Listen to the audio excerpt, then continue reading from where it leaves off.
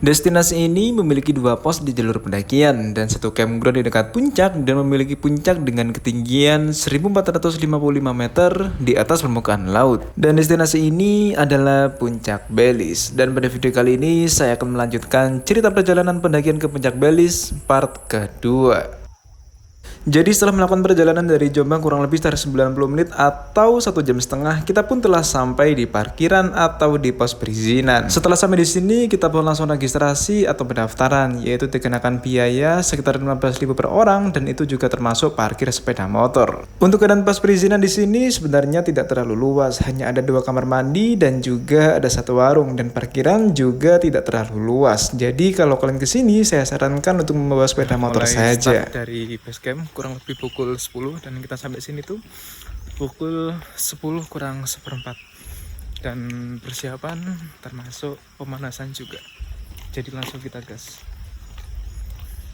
Di sini cuacanya agak sedikit mendung ya teman-teman, dan berhubung kita mendakinya itu di hari weekday jadi sepi, tapi nggak masalah, mantap. Parkiran hanya 3 sepeda motor. Jadi kalau dari portal Padusan Pacet kita pun lurus dan akan bertemu dengan pos perizinan Puncak Belis. Tapi untuk jalur pendakiannya kita akan berjalan kembali menuju ke arah pendakian Putuk Siwur. Dan sebelumnya kita akan bertemu dengan jalur seperti ini, yaitu kita akan melewati Gapura Tahura Raden Suryo. Dan setelah itu kita pun akan bertemu dengan plang seperti ini. Jadi untuk trek awal Puncak Belis kita akan melewati jalan seperti ini, yaitu jalan cor dengan keadaan jalur cukup menanjak. Oke teman-teman, jadi kita sekarang sudah mulai memasuki hutan pinus di sebelah kiri, dan di sebelah kanan vegetasi terbuka. Dan sekarang cuaca sedang berkabut, semoga nanti sampai atas kita nggak hujan dan mendapatkan view yang bagus.